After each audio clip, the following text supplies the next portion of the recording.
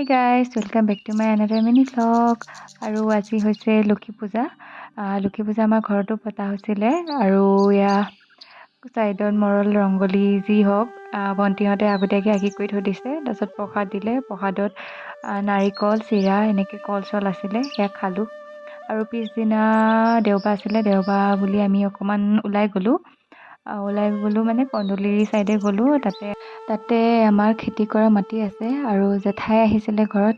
জেঠাই মানে বহুত দিন একদম খেতি মাটি দেখাগৈ নাই আৰু মানে জেঠাইহঁতে আগতে হেনো তাতে বহুত সোনকালে গৈ পেলাই খেতি কৰিছিলে, ৰাতিপুৱাই যায় আবেলি আহে, সেনেকুৱা বহুত কিছুমান কাহিনী কৈ গোটেইজাক এনেকৈ কন্দুলি পালোগৈ। আৰু এয়া জেঠাইহঁত দেউতা ভণ্টি ভাইটি গোটেইজাক গৈ আছে আৰু পিছত মই লাহে ধীৰে গৈ আছোঁ। মোৰ চকুৰ পৰা ছানগ্লাছ কাঢ়ি এজনী আকৌ পিন্ধি লৈছে, ৰ'দত থাকিব নোৱাৰি। আৰু মই এনেকৈয়ে অকণ ভিডিঅ' কৰি ত'ত চৰি ফুৰিছোঁ চবৰ লগতে। আৰু দেউতাৰ চেণ্ডেলযোৰ হাতত লৈ ঘূৰি ফুৰিছোঁ, কাৰণ দেউতা পথাৰ চাইডে নামি গ'ল।